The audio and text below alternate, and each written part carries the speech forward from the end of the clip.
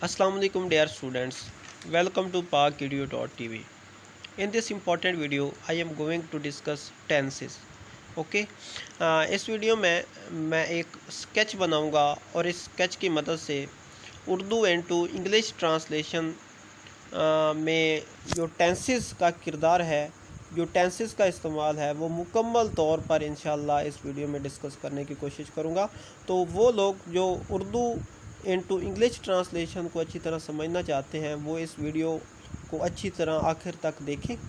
बाकी इसके अलावा कोई है तो वो इस वीडियो को स्किप कर सकते हैं, छोड़ सकते हैं। तो आप जानते हैं कि टेंसेस किसको कहते हैं? ज़मानों को, ठीक है। और टेंसेस आर ऑफ 3 टाइप्स, ठीक है। टेंसेस कितनी तरह के हैं? 3 तरह के। एक क्या होता है? प्रेजेंट टेंस, दूसरा क्या होता है? पास्ट टेंस, और third one is future tense, ठीक है। प्रेजेंट टेंस कौन सा होता है? फ़िलहाल, जो इस टाइम चल रहा है। पास्ट टेंस कौन सा है? जो गुज़र चुका है। और फ्यूचर टेंस क्या है? आने वाला काल, ठीक है। अच्छा, अब देखो हमारे पास कोई उर्दू का सेंटेंस है। हमें कैसे पता चलेगा कि हमने इसे इंग्लिश में ट्रांसलेट करना है? तो प्रेजेंट के मुताबिक करना है, पास्ट के मुताबिक करना है, या फ्यूचर के मुताबिक करना है? तो इसके लिए हमारे पास कुछ स्टेप्स हैं जिनको आपने फॉलो करना है, ठीक है। इन स्टेप्स को देखते हुए आप इजीली अपने हदफ तक पहुंचेंगे कि हमने किस टेंस के अकॉर्डिंग इंग्लिश में ट्रांसलेशन करनी है और हमारी गलती नहीं होगी, ठीक है। तो इसके लिए आप क्या करेंगे? सबसे पहले उर्दू फ़िक्रे के लास्ट वर्ड को देखेंगे, बिल्कुल आखिर वाला लफ्ज़। अच्छा, अब क्या होगा? 3 तरह के फ़िक्रे बोले जाते हैं। या फ़िक्रे के आखिर पर गा गी गे आता है, या था थी थे वगैरह आता है, या है हूँ वगैरह आता है। अच्छा, अगर आखिरी वर्ड गा गी गे है, इनमें से कोई एक है तो आपने कहना है कि ये फ्यूचर टेंस है। और अगर था थी थे में से कोई उर्दू फ़िक्रे का आखिरी लफ्ज़ है तो आप कहेंगे कि ये पास्ट टेंस है। और अगर आखिरी है या हूँ में से कोई एक है तो आप क्या कहेंगे कि ये क्या है? प्रेजेंट टेंस है, ठीक है। अब हमने सबसे पहला जो अहम स्टेप था वो ले लिया।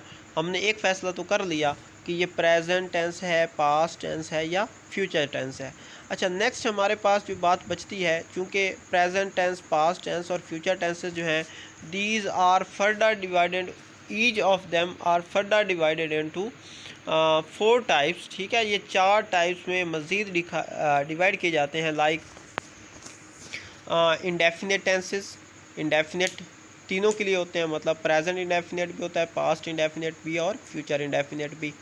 अच्छा, कॉन्टीन्यूस टेंसेस, जो कि सिंपल की बात कर रहा हूँ, मतलब present continuous tense, past continuous tense और फ्यूचर कंटिन्यूस टेंस। अच्छा, इसके बाद परफेक्ट टेंसेस होते हैं, जो कि जैसा कि present perfect tense, past perfect tense और फ्यूचर परफेक्ट टेंस। इसके बाद अगर बात करें तो परफेक्ट कंटिन्यूस है तो ये भी तीनों के लिए होते हैं, present perfect continuous tense, past perfect continuous tense और फ्यूचर परफेक्ट कंटिन्यूस टेंस। अच्छा, इन सब की नेक्स्ट पहचान करनी होगी। देखो, एक तो हमने स्टेप ले लिया कि ये जी प्रेजेंट का है जी, ये फ्यूचर का है जी, ये पास्ट का है जी, ये तो हमें पता चल गया। अब नेक्स्ट जो है, हमें ये भी पता होना चाहिए कि आया कि ये इंडेफिनेट का है, ये कंटिन्यूस का है, ये परफेक्ट का है, या परफेक्ट कंटिन्यूस का है। नेक्स्ट, ये पहचान करने के बाद हम इंग्लिश में इसे एक्यूरेटली ट्रांसलेट कर पाएंगे। अच्छा, अब मेन टेंस की पहचान तो हमने कर ली। अब नेक्स्ट है कि जी इंडेफिनेट, कंटिन्यूस, परफेक्ट और परफेक्ट कंटिन्यूस की क्या पहचान है। तो इसके लिए आप क्या करेंगे? उर्दू फ़िक्रे के सेकंड लास्ट वर्ड को देखेंगे, मतलब गा गी गे है, था थी थे है, या है हूँ है, इससे पहले वाला जो लफ्ज़ है ना, मतलब second last word of Urdu sentence, उसको देखेंगे। अच्छा, अगर यहाँ पे आप ये देखते हैं कि सेकंड लास्ट वर्ड जो है वो रहा रही रहे है, क्या है? रहा रही रहे है, तो वो क्या होगा? कंटिन्यूस टेंस होगा। क्या होगा? कंटिन्यूस टेंस होगा। अच्छा, अब देखें कंटिन्यूस टेंस जो है, इसकी नेक्स्ट एक्सप्लेनेशन है मीन कंटिन्यूस टेंस में परफेक्ट कंटिन्यूस भी हो सकता है और सिंपल कंटिन्यूस भी हो सकता है। तो ये डिस्क्रिप्शन पॉइंट 2 को हमने देखना है, अभी डिस्कस करते हैं, फ़िलहाल इधर है। अच्छा, अगर ये सेकंड लास्ट वर्ड जो है मतलब है, हूँ, था, थी, थे या गा, की, गे से पहले लिया, लिए, लिए, चुका, चुकी, चुके वगैरह है सेकंड लास्ट वर्ड उर्दू फ़िक्रे का, तो क्या करेंगे? अच्छा, ये क्या होगा? परफेक्ट टेंस होगा। क्या होगा ये? परफेक्ट टेंस होगा। ओके, अगर लास्ट वर्ड है, हूँ में से है तो प्रेजेंट परफेक्ट टेंस, अगर लास्ट था, थी, थे है तो फिर क्या होगा? पास्ट परफेक्ट टेंस, और लास्ट गा, गी, गे है तो फ्यूचर परफेक्ट टेंस। जैसा कि यहाँ पे ये रहा, रही, रहे है। अगर सिंपल कंटिन्यूस की अगर बात कर रहा हूँ, ये कंडीशंस तो इनकी बाद में डिस्कस कर लेते हैं ना कि परफेक्ट टेंस और परफेक्ट कंटिन्यूस और कंटिन्यूस टेंस में क्या फ़र्क है, वो तो अभी देखते हैं। अच्छा, अब देखो, रहा, रही, रही है, ठीक है, ये से हमें पता चला जी ये कंटिन्यूस टेंस है। लास्ट वाला क्या था? पहले उसने हमें बताया था कि ये प्रेजेंट है, ये पास्ट है या फ्यूचर है। इस रहा, रही ने बता दिया जी ये कंटिन्यूस है। इससे हम फैसला कर सकेंगे कि आया कि ये प्रेजेंट कंटिन्यूस है, पास्ट कंटिन्यूस है या फ्यूचर कंटिन्यूस है। ठीक है, प्रेजेंट परफेक्ट कंटिन्यूस है, पास्ट परफेक्ट कंटिन्यूस है या फ्यूचर परफेक्ट कंटिन्यूस है। ठीक है, तो नेक्स्ट जो है हमारे पास मैं डिस्क्रिप्शन पे पहुंचता हूं, 1 मिनट। अगर मैं डिस्क्रिप्शन तक पहुंचने की कोशिश करूं तो ये हमारे पास डिस्क्रिप्शन तक मैं अभी पहुंच रहा हूं।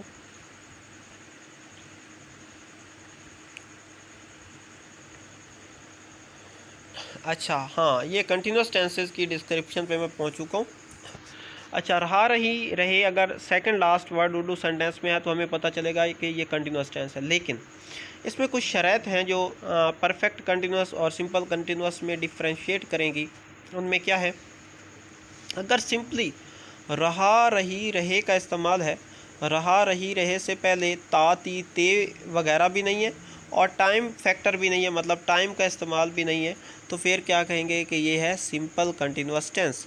ठीक है, और अगर रहा, रही, रहे से पहले ता, ती, ते मौजूद है या इसमें टाइम फैक्टर है, मतलब टाइम का इस्तेमाल है, तो फिर इसे हम क्या कहेंगे कि ये क्या है? परफेक्ट कंटिन्यूस टेंस है। ठीक है, अब यहाँ पे मिसाल के तौर पे मैं कहता हूँ जी वो पढ़ता रहा, सॉरी मैं सिंपल की पहले देता हूँ, वो पढ़ रहा है। है ने हमें बताया कि ये क्या है? प्रेजेंट टेंस है।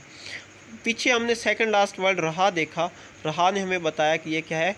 कंटिन्यूस टेंस है। अब हम रहा से पीछे भी देखेंगे, अगर ता, ती, ते मतलब वो पढ़ता रहा है तो फिर ये सिंपल कंटिन्यूस नहीं होगा, क्योंकि शर्त क्या है? अगर रहा, रही, रहे से पहले ता, ती, ते आ जाए या वक्त का इस्तेमाल आ जाए तो वो परफेक्ट कंटिन्यूस टेंस होता है। अब यहाँ पे देखो वो पढ़ता रहा है, अब देखो है ने हमें बताया कि ये प्रेजेंट टेंस है, रहा ने बताया कि जी कंटिन्यूस है। ठीक है, और रहा से पीछे जो ता था इसने कहा नहीं भाई ये सिर्फ कंटिन्यूस नहीं है, ये परफेक्ट कंटिन्यूस है। ठीक है, वो 2 घंटे से किताब पढ़ रहा है।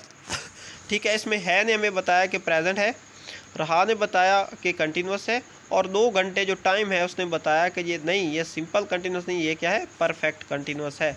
ठीक है, तो इस तरह आपने सिंपल कंटिन्यूस और परफेक्ट कंटिन्यूस का फ़र्क माइंड में रखना है, डिफ्रेंशिएट करके रखना है इन दोनों को। अच्छा, नेक्स्ट है परफेक्ट टेंसेस की डिस्क्रिप्शन। अगर देखें तो कैसे हमें तीनों का सेम है। लास्ट वर्ड था, थी, थे, ठीक है, हूँ या गा, गी, गे, ये तो हमें बता देते हैं कि जी प्रेजेंट है, पास्ट है या फ्यूचर है। अब नेक्स्ट ये फैसला होगा कि जो सेकंड लास्ट वर्ड है ये अगर लिया वगैरह है या चुका, चुकी, चुके वगैरह है तो ये क्या होता है?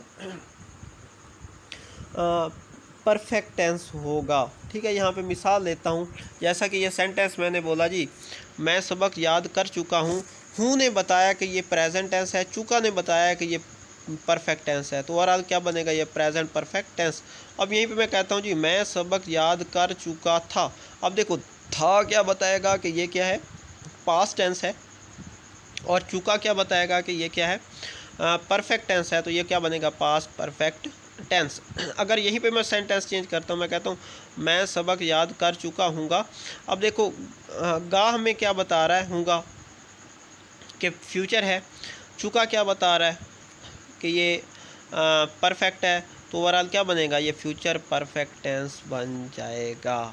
ओके, तो ये बिल्कुल सो सिंपल, बिल्कुल सिंपल सी बातें हैं जिनको आपने माइंड में रखना है। अब देखो, हमारे एक दो असूलों से सिर्फ 2 पॉइंट्स ने हमें ये एक्सप्लेन कर दिया कि कंटिन्यूस में क्या क्या डिफरेंस है और कैसे कैसे करना है। मतलब सिंपल कंटिन्यूस की तीनों टाइप्स भी हो गई और परफेक्ट कंटिन्यूस की तीनों टाइप्स भी हो गई। मतलब 6 टेंसेस की पहचान हमें सिर्फ 2 पॉइंट्स में इकट्ठी हो जाती है और ये चीज़ें मिक्स नहीं होती। ठीक है, आपने इसी तरह इकट्ठा करके करना जैसे मैंने समझाया।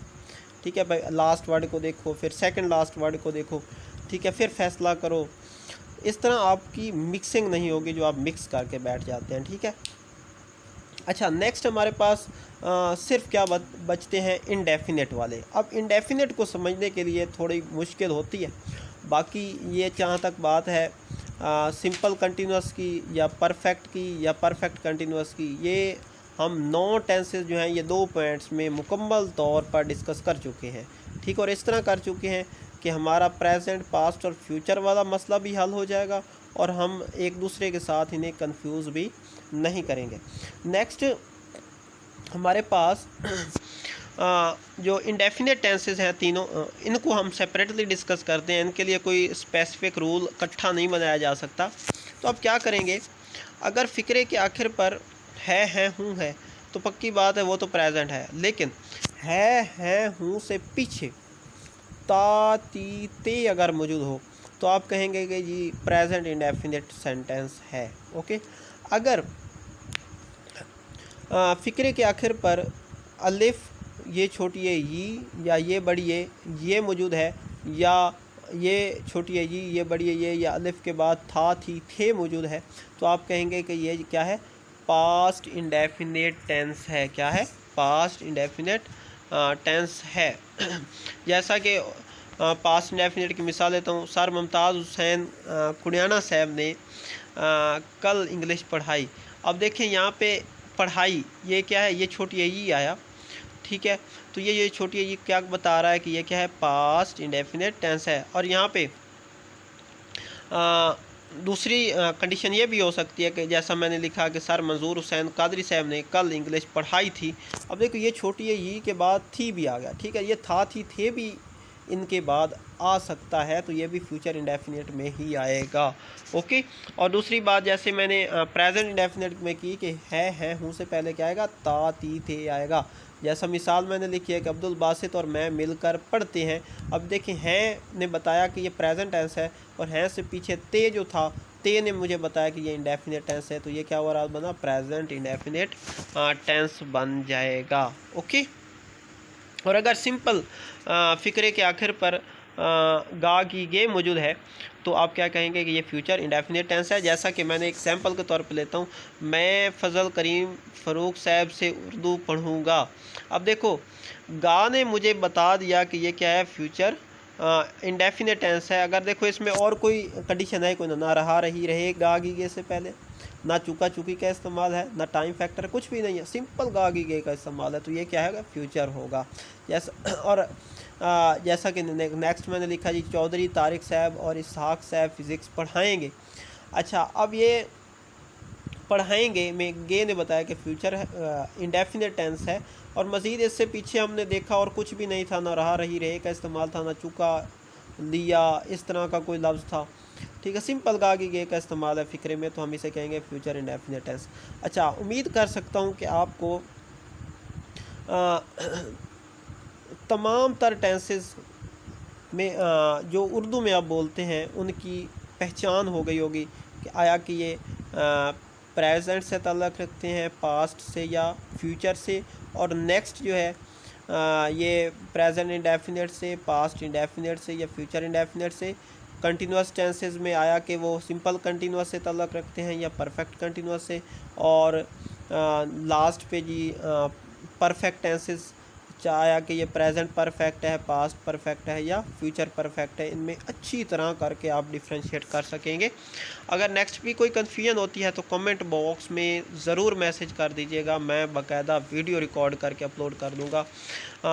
इंशाअल्लाह नेक्स्ट वीडियो में हम इन पॉइंट्स को मज़ीद थोड़ा बहुत डिस्कस करने के साथ साथ इसे कैसे इंग्लिश में ट्रांसलेट करना है, क्या करना है, कैसे इंग्लिश में ट्रांसलेट करना है, तमाम टेंसेस को एक ही वीडियो में हम डिस्कस करेंगे।